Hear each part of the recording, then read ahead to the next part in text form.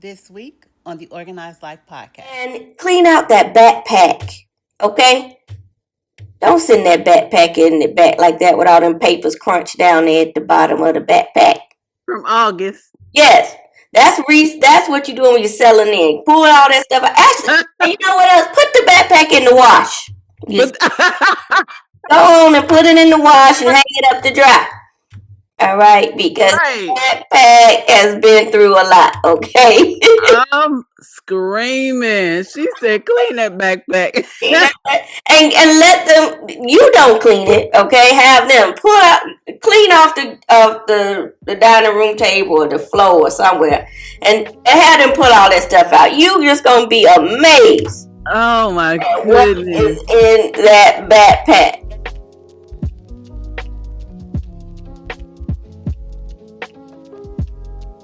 Hey, and welcome to the Organized Life podcast, where we are creating a movement with powerful organizing strategies and systems that save you space, time, energy, and money. I am your host, Tequila Renee, the life organizing strategist and the owner of Extreme Audacity Organized Solutions. Yes, we are back with Tiffany Blassingame. She was blessing us on last week on how she's creating an impact on her community. And we are just going to continue this conversation and continue having a great time. So we're going to go ahead and get right into it. So how do you think organization and decluttering, how does that improve the executive function skills or the family communication, the harmony, the productivity in the home and in school? How does that play a role in that in our lives? Well, with so many different demands that we have on our time and the lack of energy that we often have because of it and trying to manage our energy, organization helps with that.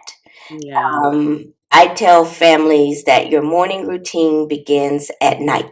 The night before. So getting your child to think about, what do I have tomorrow? Okay, I got school. Okay, I have PE and we change into a PE uniform. I need to go get that. I have basketball practice after school. Yeah. Want to take my basketball shoes. Let me get that out, right? So that foreshadowing allows them to do this. You're putting that in place for home, and that's helping you all to manage your energy better in the morning. Yes. That's taking the cognitive load off of, I gotta remember, which then leads to anxiety, right? Which then leads to harder for them to sleep at night and the worries that they have. That I don't even really think they're worried that they are gonna forget. They're worried that if they forget, you're gonna be upset, and then that's gonna be the tone for the day, right? It's really more of an emotional thing. That's good, yeah. Or the coach is going to be upset, or the teacher is going to be upset, so let's help them with that. Yeah. And then that skill transfers into getting ready the night before for work, right? Yep. They start, working maybe in high school, that now they're learning, like, let me get my stuff out because I don't really have time to come home and change or this or that, or when I come home I got to change and get right back, or whatever it is. And so you're setting them up with routines for life, not just to get out the door. Yeah. That's so good. I live by that rule too, and I did a whole podcast about that. Preparing for your tomorrow today. Because it frees you up so much. It eliminates so much anxiety, confusion, and I think sometimes it's challenging on the front end to do all these things, but the benefits on the back end are so much greater than the stress or whatever it is, the time that it took. Because a lot of things, when it's time to get organized, it's more time consuming than anything. Right. So doing it on the front end saves you so much time, energy, money on the back end. Right. Right. Yeah. So let's talk about co-parenting. I know that's one of the things that you speak on and you work with parents on. What does organized co-parenting look like? Like, how can parents create a system that supports consistency, communication, and peace, like across households? Because Mm-hmm. you're going from one. I know one of my friends, her son lives with her for a week, goes to dad's house for a week, like Mm-hmm. back and forth.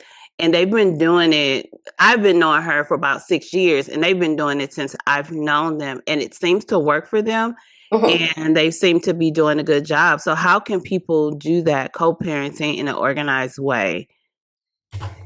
So I was a co-parent, and I feel like as they get older, that's a whole nother thing. Are we co-parenting or not? I'm not quite sure. But anyway, as they're grown, I don't know. Right. But yeah, so I've seen a lot of different families. I think the first thing is to define whether you're co-parenting, parallel parenting, or single parenting. Okay, because there's Right. three different areas. Okay, Okay. Yeah. Break it down. so co-parenting is what you described. Okay. That you are both in it. You are sharing the responsibility for the child. You're working together. It's collaboration, Yes. right? Gotcha. Yep. Okay, that's great. That's where we want to be. Okay. Okay. Yep. Parallel parenting is we have a shared goal. We want what's best for the child, Yeah. but we don't agree on nothing. Okay. So Mm. you parenting your way, and I'm parenting my way. Oh wow. We are doing what we think is best for the child. Okay? Mm. And then there's single parenting where you are doing it alone, Yeah. without the help and the benefit of a partner or Gotcha. another parent. Okay. Okay. So I think that's important to kind of understand because some people who are parallel parenting then begin to say, well, you have to do it this way so we can co-parent. Y'all might not be on that page. You may not ever get there. I don't know. Yeah. That's for you and the counselor to figure out. Right. What you know is let's figure out what you gonna do on your end. Okay.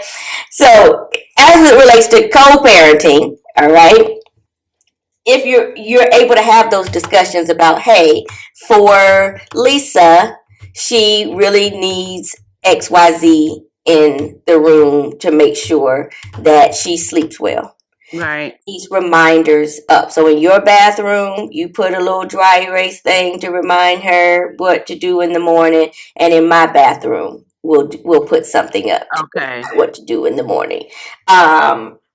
When we get if we are exchanging the child ourselves and not like picking up one person pick up from school, next person pick up from school, what type of things do we need to quickly go over to make sure that she's Mm. successful for the weekend or for the week, right? Right. How do I prepare, like, or if you're going to pick up from school and I'm not going to see you, let me know if there's anything, by Thursday, you set a time.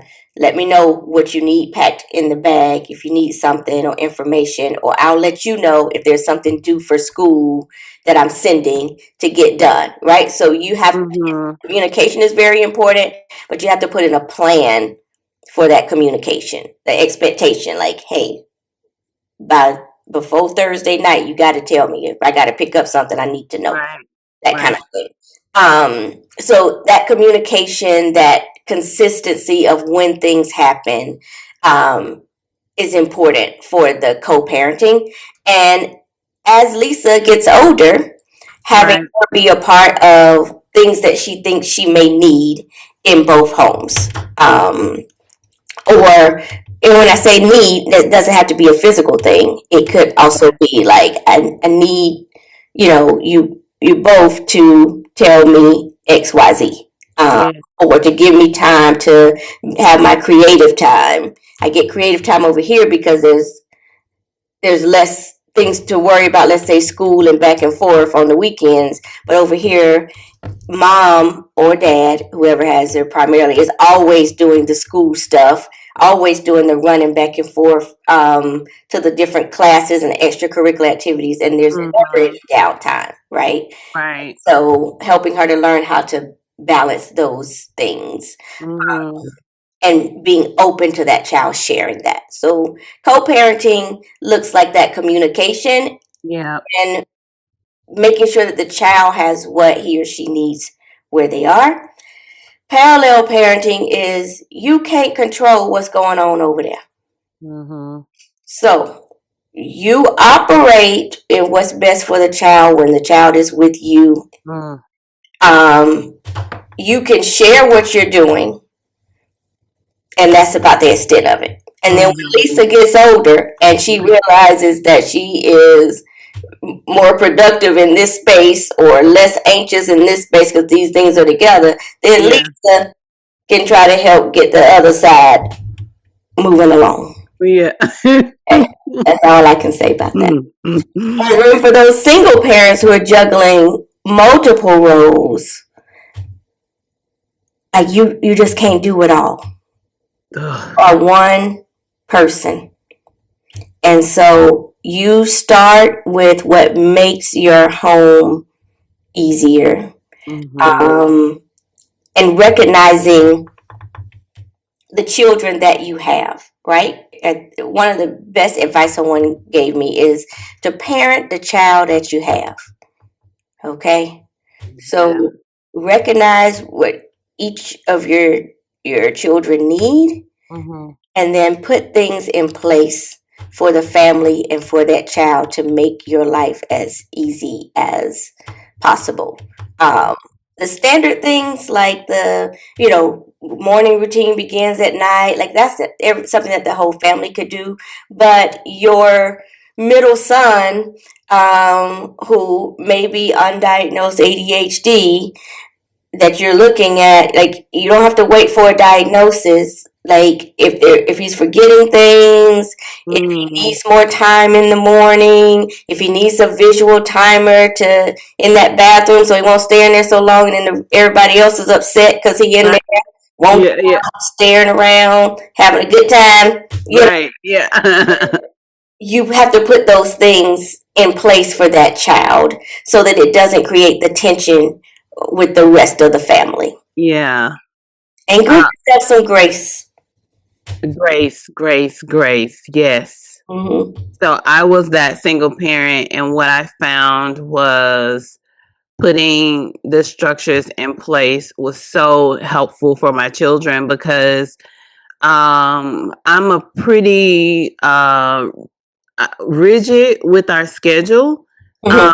and I saw the benefits of it because there was like very little questions about what are we doing, what's happening, because we had a command center, we had activities on the calendar. They knew where they were going to be before school, after school. If something was changing, if mom was going out of town, they saw it on the calendar. And so it helped them to be more settled in their spirit about the schedule and about what was happening. Right. Minimize the questions because I don't like the when are we there? Are we there? What's happening tomorrow? What is it? All these things that bothered me, and Yeah. I think that's how I got to the point of creating the schedule, putting the calendar on the wall, putting everything in place. Your Mm-hmm. stuff is in blue, your stuff is in green, and it was just once I did that, we literally did that until Miles was probably a junior in high school. And that means that Max saw it all the way through high school because Mm-hmm. we had two people playing basketball, two people on two different teams. Well, Yes. four different teams. Yes. We had school, we had travel, then we had football, then we had all these different things. And then when they started driving, They, Oh. you couldn't tell me nothing. I was like, okay, this is another extra relief. Mhm. Mhm. They knew where they had to be. Max knew where he had to do for his brother, picking him up where I was picking him up. So it just made life so much easier when you put those systems and schedules in place, and then your kids are aware. And so it actually helps them to help you. Right. Right. And we still use the calendar when he comes home. He works, Mm, and so for me to know, like, oh, you won't be available to go do XYZ, so let me schedule it at another time mm, for us to go do this together, that kind of thing. And for co-parenting, we used the mm. Cozy app, and so that I could put things on the calendar, like when I would be out of town, his dad could put things on there. And then once he got older, then he could put things on there. Let's say the coach said that, hey, you coming in tomorrow morning too, because y'all need to come in for practice, for Right. training. And so he would put things on there. But it also eliminated, I didn't want to share my full Google Calendar with my ex-husband. Right. That's unnecessary. Yeah. Well, that's good. But we used the calendar system. It was color coded, all of that. You could put notes in there. So that was really helpful outside of the home. But we also still had our own dry erase calendar, like you talked about, for Yeah. our home family calendar. Yeah. Yeah. Awesome. That's good. So what would you say your favorite like success story when working with children and families and students, like one of the most life-changing things that you saw with that came with working with someone? Ooh, that is so hard. Yeah. That is so hard because each student has been so different. Mhm. Um, and many of my students have some exceptionality. Um, Whether they're gifted, gifted kids often have weaker executive function skills. Yes, I don't know what the science is behind that, but I know they're so smart over here that they can't get it together over there. That's how I Right. explain it. There's some real words and psychologies behind it, but that's the way I say it. Okay. Um, Yeah. or whether they may be on the spectrum or ADHD or anxiety. Mhm. Dyslexic kids have weaker executive function skills often. And so I guess because the work is so personalized Yeah. that whenever you see them kind of go from what we talked about earlier, like that Yeah. productive struggle, you're just like, I'm just so happy for you because Yeah. this could have taken you 15 years to figure out, and we are here in 6 weeks. And so let's keep going, And so And then the families are just so appreciative. all of them feel like success stories. Yeah, yeah, Yeah. they I do. love that. They do. Yeah. Yeah. So let's talk about last thing, talk about how we can prepare for the second quarter of the school year. So, we are coming up on our Christmas break, Mhm. right? Until the kids get some time off. I remember going on Christmas break with a lot of homework. I don't think these kids have the same struggle as we have. Them teachers will be like, "You going on Christmas break? I'm gonna give you something to Christmas break, okay?" 2 weeks worth of homework, Right, okay? And I don't right. think they have the same struggle. But going into quarter two, Mhm. how can students, parents prepare for that now, going into the second quarter? Um, first thing is take the break. Yes. Because we didn't get one. Well, we did. We just did it all the day before we went back. That day before we went back to school, let me get all these 60 sheets done real quick. Didn't realize you were supposed to keep a daily journal. Now you trying to make up stuff. That's right. I know that's what I did. I was doing homework every day. Yeah, first of all, take the break. Like Yeah. the brain needs the reset. We reset daily by going to sleep. We need you need monthly resets. You need yearly resets, and this is one of them. So take the break and the reset. If you can help it, don't travel back home the day before school starts and then try to jump on back in there the next day. Okay? That's good. You need to get back and get yourself together. Let your children get in their space and settle in a little bit. So if you have not already got those plane tickets or that you can't change right now, try to get back a day or two and you all settle in, because even travel causes you to have to hustle and bustle and move and pack and don't forget and this and that, so take the break and come back in time to settle in. And now the schools are going to hate for me to say this, but if you come back that night before, talking about you got in at 10:30, 11 o'clock, don't send that child to school. Right. Y'all stay home now. Listen, because you setting everybody up for failure. Yes.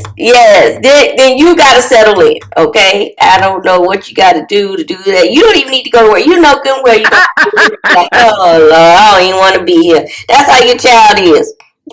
That's right. So take that time to settle in and choose one thing that you can get started with for family.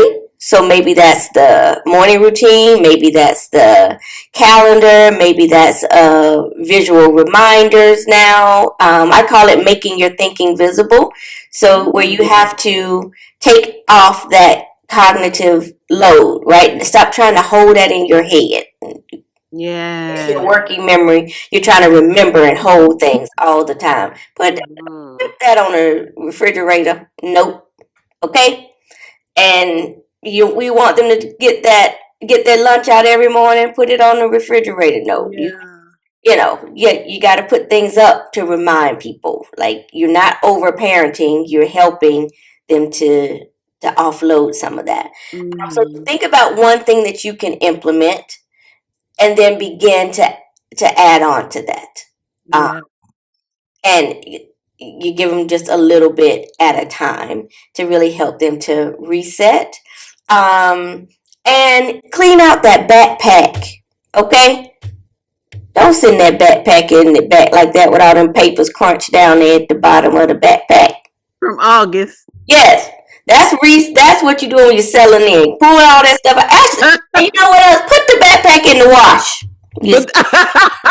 Go on and put it in the wash and hang it up to dry. All right, because that backpack has been through a lot, okay? I'm screaming. She said, clean that backpack.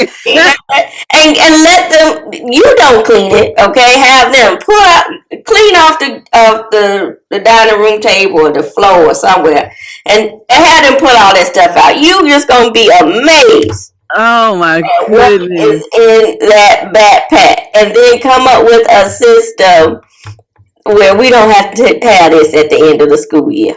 Oh my God! I think that's the best one yet. Clean out that backpack, Lord, because them backpacks be a mess. The granola bar crumbs be in the bottom with the paper and the Lord, yes. Then what gets you is they be up there picking up the paper, proud of it. Look, it's all crumpled up. Some reindeer they colored.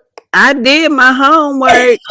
Now, and that's the homework you've been looking for doggone 2 months. That's right. That you got a 0 on. That's so good. I do love the come back a couple days early. Mm-hmm. Listen, when I traveling is exhausting. You need a break from Mm-hmm. traveling. Yeah. So I always come back a day or two early to do my laundry. I Mm-hmm. gotta get my laundry back in order. I completely unpack. Like me and Max, we literally race to unpack. It's like, and we didn't know it was a thing until like we get home from out of town, and he literally has his clothes in a washer, and I'm like trying to put mine. I'm like, how he beat me already? And so I just let it go. Like now, especially now, because his room is literally by the laundry room. So Mm-hmm. like we just came back from Thanksgiving, and we wasn't even in the house for 10 minutes, and the boy had his clothes in the washing machine, and I saw him just throwing it like he playing basketball. Uh-huh. Uh-huh. Washing machine. I'm like, my lord. And then Miles beat me. Like they are beating me. I'm like, I thought I had the washing next. So I'm proud. However, You taught them. yeah, I did. So I ended up going last this time, which is, Mm-hmm. to have Miles wash his clothes before me. Uh-huh. Like I'm the man. Like I'm the best mom in the world. Like that's the feeling that Yeah. I have. Like even though he's 20, y'all, That, that. it's a whole stepping stone. Like, Mm-hmm. Mm-hmm. but that getting myself together. Even my kids don't like coming back at the last minute. Like it's like a whole thing, and it really does help you to get your mind together and prepare yourself. Even get some rest before Mm-hmm. rest. So that's great. That's great advice. And one of the things that I learned too when we talked about you were just speaking on having your kids do some of the things themselves. Mm-hmm. Like you build your child's confidence. Right. You Right. help them to start to become more confident as a human being that I can Mm-hmm. do this. Mm-hmm. And mom doesn't have to do everything for me, even if initially they don't want to do it. Right. Having them do it actually builds their confidence, their self-esteem, and helps encourage that independence. Right. And I would also say, like, some parents feel that because their child may have an exceptionality or special need, that I'm just going to have to do it for them or with them. And yeah, one or two times you may have to do it with them. And then I would also suggest set a timer and say for the first 5 minutes, you're going to sort these papers yourself and figure out what you don't want. And when the timer goes off, then I'll come over and help you. Mm-hmm. And that gets them kind of focused on the task, but it also forces you not to jump in. Mm. And the timer is not always for the kid. That Sometimes right. it's for you. You to Mm-hmm. know, okay, there will be a time where I can help. Let me go do this and let them figure it out.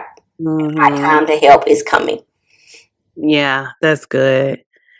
So, what's next for Miss Tiffany? What is happening with your school, maybe, or your business, or Ebony Orderly, whatever? What's coming up next for Tiffany?